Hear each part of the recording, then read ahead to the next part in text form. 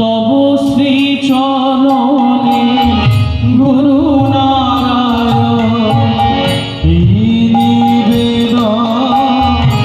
থাকে যেন তব শ্রী চরণে গুরু নারায়ণ এই নিবেদন থাকে যেন তব শ্রী চরণে গুরু নারায়ণ এই নিবেদন থাকে যেন তব শ্রী চরণে আমায় চরণ ছাড়া করো না হে আমায় চরণ ছাড়া করো না হে। সকলে মিলে দুহাত জোর করে শ্রী গুরুদেবের উদ্দেশ্যে, গুরুদেব আমরা সকলে মিলে এমন মহতি নামযজ্ঞ কীর্তনযজ্ঞ এত বড় একটি আয়োজন করেছি, গুরুদেব তুমি যদি কৃপা না করো তাহলে এই উৎসব কেমন করে সফল হবে। ওগো আমি বিনহীন গুরু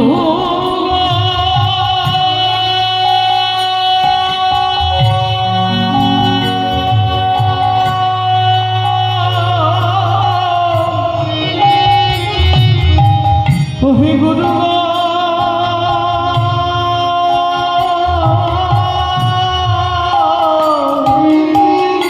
আমি বিনহীন ভজনবিহীন, আমি বিনহীন ভজনবিহীন।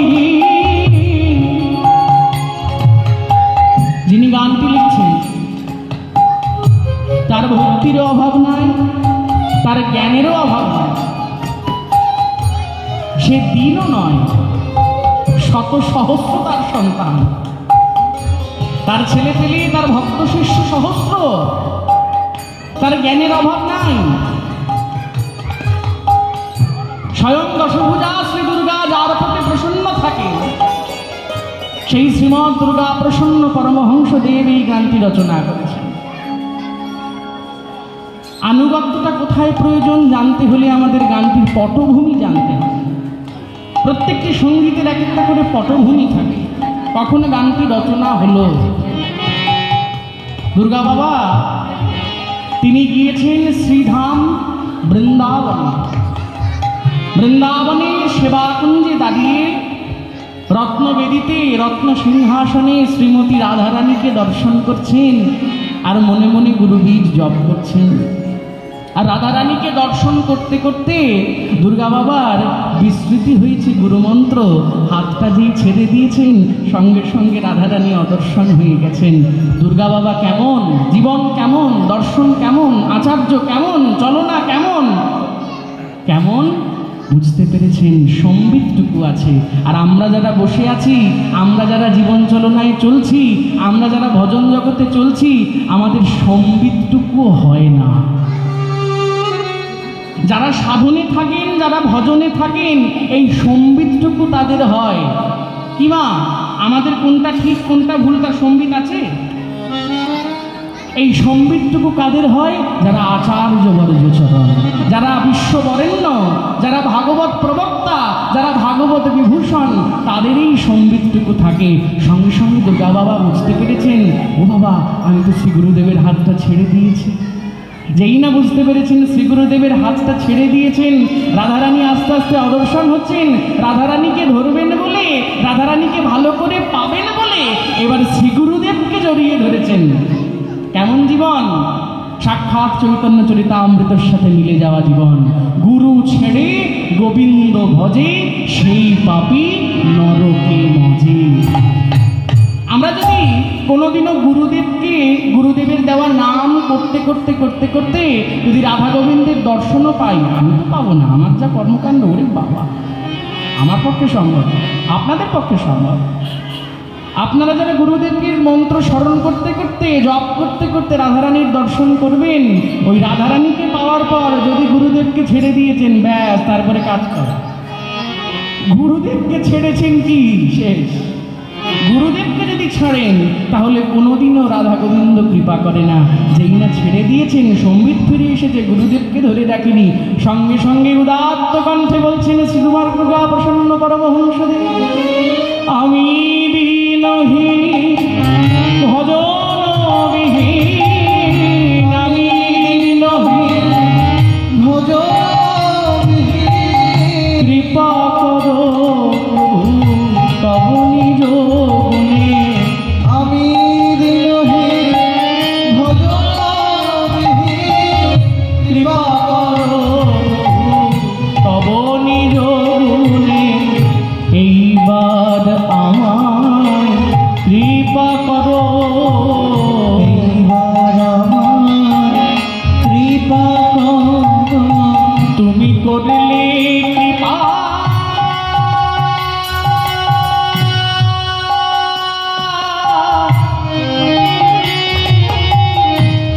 করলে কৃপা করতে পারো, এইবার আমার কৃপা করো, করলে কৃপা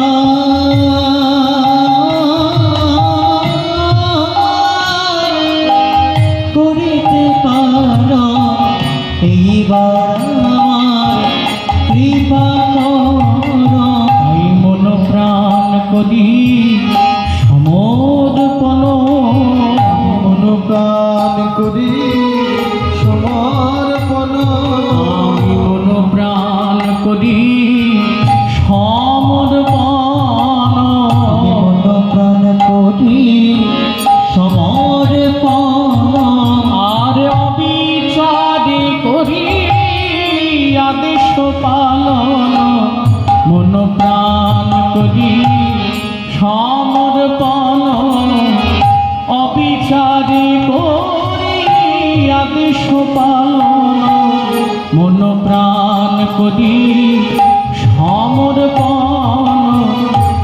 এরপরে জীবনের আশা, যখনই যেখানে থাকি যেন তোমাকে ভুলে না যায়, থাকি যেভাবে যখন জীবনে মরণে, যেভাবে যখন জীবনে মরণে, যেভাবে যখন জীবনে মরণে, ভাবে যখন জীবনে মরণে, আমি যে থাকি যেন তব নাম গানে, ভাবে যখন জীবনে মরণে, মুঝে থাকি যেন তব নাম গানে, তোমার প্রেমময় মূর্তি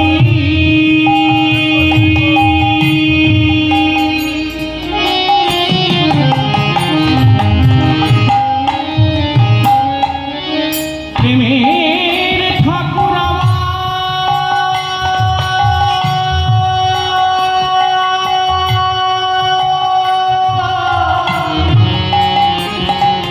ওহে ঠাকুর হে,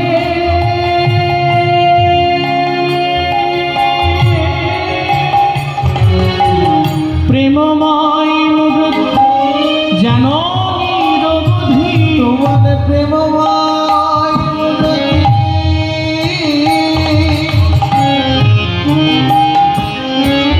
যেন নিরবধি,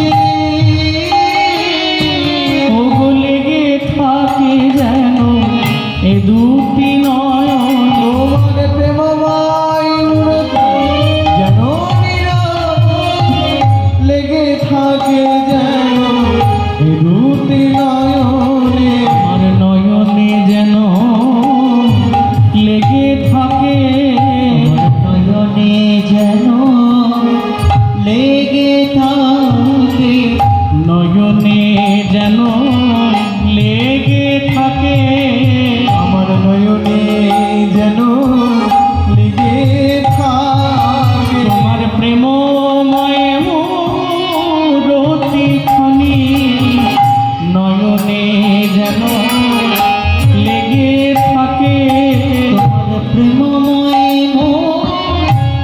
মূর্তি খানে নয়নে যেন লেগে থাকে, লেগে